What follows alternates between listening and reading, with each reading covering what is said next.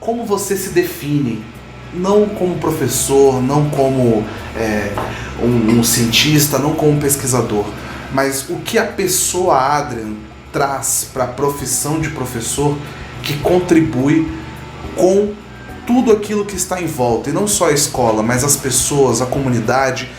Como você se coloca hoje para trazer inovação, para colocar alguma coisa, e se você pensa em algum projeto para revolucionar a educação como a gente vê hoje? Bom, o que eu trago de mim para o meu meio é basicamente o que eu gosto.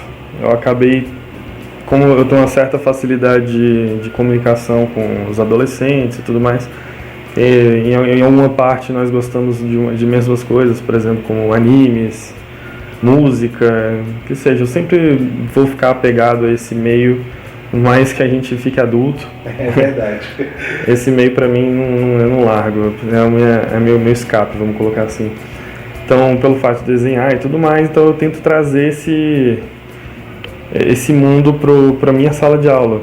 Eu pego um contexto, sei lá, de um desenho japonês, um desenho animado, tento colocar na prova, tento colocar na aula, tento usar como exemplificação quando a gente fica numa aula um pouco mais tradicional, vamos dizer assim.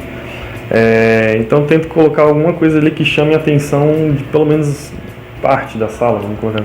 Nem todo mundo tem essa afinidade também. Mas a ideia é que, de uma certa forma, do jeito que a educação foi evoluindo, eu vejo que hoje eu tenho um pouco mais de liberdade de pegar as coisas que eu literalmente gosto e coloco em sala de aula, porque eu sempre trabalhei com essa parte manual também. Como você falou, eu trabalho lá com artes.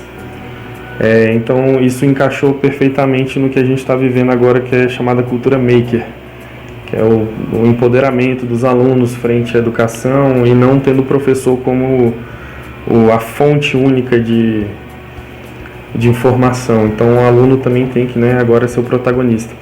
E pelo fato de ter trabalhado com algumas coisas mais manuais, eu posso englobar isso na minha sala de aula e inventar novos meios de avaliação. Tem então uma certa liberdade, é o que eu tento trazer hoje em dia em relação a isso.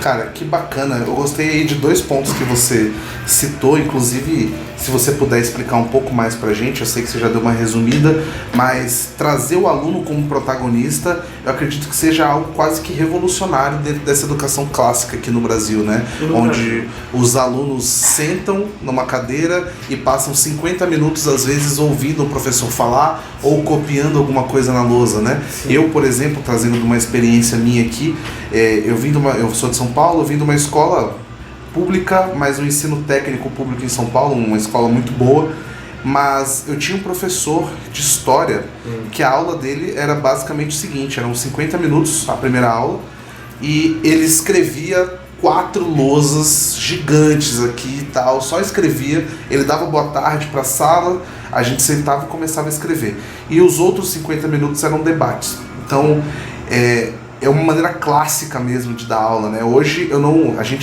as provas do Adrian fazem muito sucesso aí nas redes sociais. Ele faz questão de mostrar pra gente a reação dos alunos. Hoje, nesse mundo de Instagram e tal, a galera sempre marcando ele no Instagram. Inclusive, a gente vai deixar seu Instagram aqui depois pra você falar com a galera. Mas é muito engraçado ver a reação dos alunos também. Eu não sei como foi a bagagem dessa galera, mas claramente eles não esperavam, quando eles conhecem o Adrian, a primeira prova do Adrian, acho que eles não esperam o Goku falando sobre quantas esferas do dragão e não sei o que, pra dar uma mistura química, Naruto. Não, realmente, isso vai de aluno para aluno, obviamente, mas isso realmente chama a atenção deles, já é uma coisa diferencial. Não sou o único professor que faz isso, obviamente, mas já uma geração que tenta inovar em relação a isso, tenta até transpor isso, é uma coisa que ainda está, eu não diria nem engatinhando, ainda está se arrastando no chão no Brasil, porque esse tipo de ensino é revolucionário aqui, vamos colocar assim, mas em outros países já é uma coisa comum, que é o chamado, ou a chamada cultura maker, ou chamado STEM Education, já, vamos dizer assim, utilizado em outros países há 20 anos. E a gente chega aqui e ainda está tentando sair do tradicionalismo. É uma coisa bem complicada aqui ainda no Brasil. Mas é entender que os alunos já chegam com uma bagagem, né? Sim. Hoje, por exemplo, o Adrian tem uma filha de um pouco mais de 1 ano e ela já consome muitos tipos de cultura, ela já conhece muitas coisas e isso com 1 ano de idade. Imagine, você pega alunos com quantos anos aí? A partir de 15 anos? Eu tá bem variado. Eu pego a partir agora do 9º ano, então vamos colocar assim uns 12, 13 anos. 12, 13 anos? 13, então 14 anos. Já é um adolescente que ele já vem com muita coisa imediato. Hoje ele tem o Google a qualquer segundo que ele precisar. Ele é municiado de informações o tempo todo. Então eu acredito que já não cabe mais também, aí você pode até me ajudar nisso, mas que esse ensino tradicional me parece que já não cabe mais, né? Não, o ensino tradicional já não cabe, assim, como principal ferramenta, eu não diria que ele não cabe. Ele não pode ser usado agora em 100% das vezes, né? A ideia agora é tentar inovar, usar todas as tecnologias de educação, sejam elas digitais ou não. Temos sempre novas tecnologias, novos jeitos de abordar o conhecimento, como ensino híbrido, por exemplo, que a gente muda a estruturação de uma sala, apenas mudar o jeito que estão dispostas as cadeiras para que eles façam uma atividade já é uma inovação. Pequenas coisas que trazem efeitos nos alunos já, né? Sim.